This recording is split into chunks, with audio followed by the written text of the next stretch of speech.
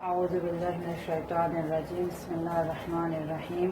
الحمدللہ رب العالمین الصلاة والسلام علی اشرف الانبیاء والمرسلین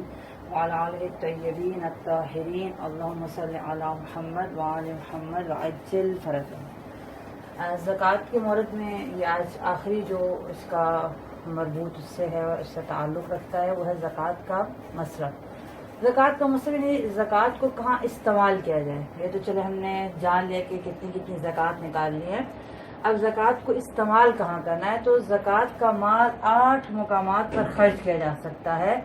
8 جگہوں پر زکوٰۃ کے مال کو خرچ کر سکتے ہیں۔ پہلی جگہ جہاں زکوٰۃ کے مال کو دیا جا سکتا ہے وہ ہے فقیر، اور فقیر خمس کے مورد میں بھی آپ کے سامنے عرض کر چکی ہوں کہ فقیر وہ ہے کہ جس کے پاس اپنے اہل و عیال کے اخراجات کے لیے پیسے نہ ہوں، یعنی اس کے پاس اپنے اہل و عیال کی ضروریات کو پورا کرنے کے لیے اس کے پاس کوئی سرمایہ کچھ بھی نہ ہو، یعنی اگر اس کے پاس کوئی ہنر ہے یا کوئی کام کر بھی رہا ہے یا اس کو کوئی پیشہ ہے بھی تو بھی وہ اپنی ضروریات کو پورا نہیں کر پا رہا، اپنے گھر والوں کی ضروریات کو پورا نہیں کر پا رہا، تو اسے کہتے ہیں فقیر۔ صحیح، یعنی کہ اگر وہ کچھ کر بھی رہا ہے یا تو وہ بالکل کچھ کر ہی نہیں سکتا، یا کچھ کر بھی رہا ہے تو پھر بھی بعض لوگ ہوتے ہیں کہ وہ اپنی پوری جان لگا دیتے ہیں، پوری محنت کرتے ہیں، لیکن پھر بھی وہ اپنے گھر والوں کے اخراجات اور اپنی ضروریات کو پورا نہیں کر سکتے اور بنیادی ضرورتوں سے محروم رہ جاتے ہیں، بنیادی اشیاء سے محروم رہ جاتے ہیں، تو وہ کہلاتے ہیں فقیر۔ دوسرا مسکین، وہ شخص جو فقیر سے بھی زیادہ تنگ دست ہے، یعنی اس سے بھی زیادہ جو تنگ دست ہے وہ ہے مسکین، اس کو جو ہے وہ زکوٰۃ دے سکتے ہیں۔ تیسرا ہے وہ شخص جو امام اثر اجل اللہ تعالیٰ فرجہ الشریف یا نائب امام کی جانب سے اس کام پر مامور ہو کہ زکوٰۃ جمع کرے، اس کی نگہداشت کرے اور جمع کیا ہوا مال امام علیہ السلام یا نائب امام یا فقراء تک پہنچائے۔ یعنی ہم ایسے شخص کو بھی زکوٰۃ کا پیسہ دے سکتے ہیں کہ جو وکیل ہے، جو وکیل بنا ہوا ہے، یا وہ امام علیہ السلام اس کو وکیل بنایا، جیسے کہ امام کے دور میں وکلاء ہوتے تھے، ائمہ معصومین کے دور میں وہ مختلف علاقوں میں، مختلف جگہوں میں، مختلف ممالک میں انہوں نے اپنے وکلاء رکھے ہوئے تھے کہ فلاں جگہ پر ہمارا فلاں وکیل ہے، اس تک آپ زکوٰۃ یا خمس کا پیسہ پہنچا دو۔ اور ہم نے بہت سے اپنی تاریخ کے واقعات میں پڑھا ہے کہ وہ خمس کے مال کو اور زکوٰۃ کے مال کو جمع کر کے جب وہ حج کے لیے آتے تو امام کی زیارت کرتے اور وہ مال آپ تک پہنچا دیتے۔ تو بس وہ جو وکیل ہے امام کی طرف سے یا نائب امام، جیسا بعض امام جو ہے وہ غیبت کبریٰ میں، خدا جلد از جلد ہمارے امام کا ظہور فرمائے، جو غیبت کبریٰ میں امام کے جو مجتہدین جو نائب ہیں، ان کے جو وکیل ہیں، ان تک بھی زکوٰۃ کا پیسہ پہنچایا جا سکتا ہے، جن کی ذمہ داری ہے کہ وہ اس زکوٰۃ کو جمع کرے، اس کی نگہداشت کرے اور اس مال کو امام تک یا نائب امام تک یا فقراء تک پہنچا دیں۔ چوتھی صورت ہے وہ کفار جنہیں زکوٰۃ دی جائے تو وہ دین اسلام کی طرف مائل ہو جائیں گے، یعنی اگر ہم انہیں زکوٰۃ سے ان کی مدد کر دیں، زکوٰۃ سے ان کی ہیلپ کر دیں تو وہ کفار جو ہیں وہ دین اسلام کی طرف مائل ہوں گے، اسلام کو قبول کریں گے، اسلام سے ان کا لگاؤ پیدا ہوگا، تو انہیں بھی زکوٰۃ دی جا سکتی ہے، یا جنگ میں یا جنگ کے علاوہ مسلمانوں کی مدد کریں گے، یعنی اگر وہ اسلام قبول نہ بھی کرے تو لیکن مسلمانوں کے لیے ایک مددگار ثابت ہوں گے، یعنی اگر آج ہم انہیں زکوٰۃ دیتے ہیں تو کل مسلمانوں کو ان سے فائدہ حاصل ہوگا، مسلمانوں کی مدد کریں گے، ان کی حمایت کریں گے، تو ایسے کفار کو بھی زکوٰۃ دی جا سکتی ہے۔ اسی طرح وہ مسلمان جن کا ایمان ان بعض چیزوں پر جو پیغمبر اکرم محمد مصطفیٰ صلی اللہ علیہ وآلہ وسلم اللہم صلی علی محمد وآل محمد وعجل فرجہم لائے ہیں، لیکن یعنی ان کا ایمان جو ہے بعض جو پیغمبر اکرم لائے ہیں ابھی کمزور ہے، صحیح، ایمان پختہ نہیں ہوا، ٹھیک ہے، جن کا ایمان بعض چیزوں پر جو پیغمبر اکرم لائے ہیں پختہ نہیں ہوا،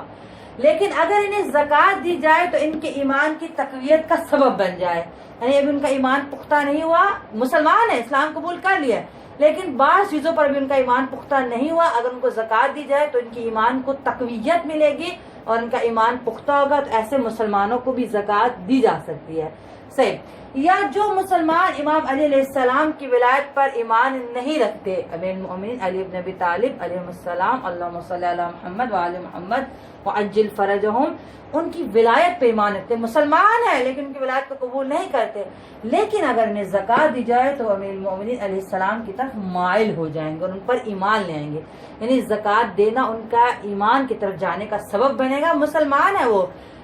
لیکن ان کا ایمان ابھی مضبوط نہیں ہے، یا تو ان بعض چیزوں پر رسول پاک لائے ہیں صلی اللہ علیہ وسلم اس پر یا ولایت امیر المومنین علی بن ابی طالب علیہ السلام پر ان کا ایمان ہے، اگر انہیں زکوٰۃ دی جائے تو ان کو مدد ملے گی اور ان کا تقویت ملے گی ایمان میں، اور وہ ولایت کو قبول کریں گے، تو ایسے مسلمانوں کو بھی دیا جا سکتا ہے، زکوٰۃ کو دے سکتے ہیں۔ پانچویں ہے جی غلاموں کو خرید کر انہیں آزاد کرنا، زکوٰۃ کے پیسے کو اس پہ بھی لگایا جا سکتا ہے کہ جو غلام پہلے زمانوں میں ہوتے تھے، آج کل تو یعنی نہیں ہے، شاید عرب ممالک میں آج بھی ہوں، لیکن عام تو عرب ممالک میں بھی نظر نہیں آتے، کہ پہلے جو غلام ہوتے تھے تو ان کو آزاد کروانے کے لیے بھی ہم زکوٰۃ کے پیسے کو استعمال کر سکتے ہیں کہ ہم زکوٰۃ دے کر غلاموں کو آزاد کروا لیں۔ وہ مقروض جو اپنا قرض ادا نہ کر سکتا ہو، یعنی وہ مقروض ہے اور اس کا قرض ادا نہیں، اس کے گھر کے اخراجات تو پورے ہو رہے ہیں لیکن جو اس کے اوپر قرض ہے وہ ادا نہیں کر پا رہا، تو اس کے قرضے کی ادائیگی کے لیے بھی ہم اس کو زکوٰۃ دے سکتے ہیں۔ ٹھیک، ساتواں ہے کہ جو فی سبیل اللہ کام ہے، جو اللہ کے راستے میں جو کام کیے جا رہے ہیں، وہ کام جن کا فائدہ تمام انسانوں کو پہنچتا ہے، جیسے مسجد بنانا، ایسا مدرسہ بنانا جہاں دینی تعلیم دی جاتی ہو، شہر کی صفائی کرنا، سڑکوں کو پختہ بنانا، اور ان جیسے جتنے کام ہیں، ان کاموں پر بھی فی سبیل اللہ کاموں پر بھی زکوٰۃ کو لگایا جا سکتا ہے۔ معذرت، آٹھواں اور آخری مورد ہے ابن سبیل۔ ابن سبیل کا وہ مسافر جو سفر میں ناچار ہو گیا، یعنی گھر بے شک وہ ایک اچھا کھاتا پیتا بہت امیر بادشاہ بھی ہو، لیکن سفر پہ ایسی مصیبت ٹوٹی کہ اب وہ ناچار ہو گیا ہے یا اس کے پاس واپسی کا نہیں وسائل نہیں ہے، اسباب نہیں ہے، تو اس ابن سبیل کو بھی ہم زکوٰۃ کے پیسے دے سکتے ہیں کہ وہ اپنا واپسی کا انتظام کر سکے، اپنے وطن جا سکے، جو مسافر سفر میں ناچار ہو گیا۔ تو یہ وہ 8 جگہ ہیں جہاں ہم زکوٰۃ کے پیسے کو خرچ کر سکتے ہیں۔ اور ایک اہم نقطہ کہ جو خمس میں بھی بیان کیا کہ خمس دینے، جس کو ہم خمس دیتے ہیں، اب چاہے وہ فقیر ہے یا مثلا فقیر سید، یتیم سید، یا جس کو ہم زکوٰۃ دیتے ہیں، فقیر ہے، مسکین ہے، جو بھی، ان کی اہم شرط یہ ہے کہ وہ شخص کھلم کھلا گناہگار، فاسق و فاجر نہ ہو، یعنی ہم زکوٰۃ یا خمس کا پیسہ بے نمازی کو، شراب پینے والے کو، زنا کرنے والے کو، کھلم کھلا گناہ کرنے والے کو نہ خمس کی رقم دی جا سکتی ہے اور نہ ہی زکوٰۃ کا مال دیا جا سکتا ہے، کہ جو کھلم کھلا گناہ کرتا ہے، جو فاسق ہے، جو فاجر ہے۔ اور ایک اہم نقطہ زکوٰۃ کا یہ ہے کہ زکوٰۃ کا مال غیر سید کو نہیں دے سکتا، غیر سید کو نہیں دے سکتا۔ سید اپنی زکوٰۃ سید کو دے سکتا ہے، یعنی سید اپنی زکوٰۃ، سادات اپنی زکوٰۃ سادات کو دے سکتے ہیں، لیکن غیر سادات اپنی زکوٰۃ سادات کو نہیں دے سکتے، سادات کو نہیں دے سکتا غیر سادات، مگر یہ کہ بہت سی ایسی کوئی مجبوری ہو کہ سادات کا جو اخراجات ہیں اس سید کے وہ خمس اور ان چیزوں سے پورے نہیں ہو پا رہے، اس پر ایسا قرضہ، ایسی مصیبت ہے، بہت آخری صورت پہ جا کے غیر سید دے سکتا ہے، وَإِلَّا غیر سید کو نہیں دے سکتا، لیکن سید کی زکوٰۃ لے سکتا ہے۔ تو خدا متعال کے فضل و کرم سے آج ہمارا جو مختصر احکام کے دروس تھے وہ اپنے اختتام کو پہنچے، کیونکہ زکوٰۃ تقریباً جو عبادات سے متعلق باتیں تھیں، جو عبادات میں تھی، یعنی جو احکام ہیں وہ 2 طرح کے ہیں، ایک ہے عبادات اور دوسرے ہیں معاملات۔ معاملات میں آ جاتا ہے پھر طلاق، نکاح، خرید و فروخت، تجارت، یہ تمام چیزیں، ایجار وغیرہ سب کچھ، یہ معاملات کی بحث آتی ہے۔ تقریباً عبادات میں جو چیزیں تھیں ان کا ہم نے مختصر سا جو ہے وہ خلاصہ بیان کیا، اور یہ خدا کا لطف اور اس کا فضل و کرم ہے کہ جس نے محمد و آل محمد علیہ السلام کے صدقے سے ہمیں توفیق دی کہ ہم علم دین کو کچھ سمجھ سکیں اور کوئی قدم جو ہے وہ رضا الہی کے لیے علم دین حاصل کرنے کے لیے اٹھا سکیں۔ ہم اس کا بے شمار شکر ادا کرتے ہیں کہ اس کے لطف و کرم سے ہم اس معاملے میں کچھ حد تک کامیاب ہو گئے۔ تو خدا کے شکر اور محمد علی محمد پر درود و سلام کے ساتھ ہم اپنے درس کو اختتام کرتے ہیں۔ والحمدللہ رب العالمین۔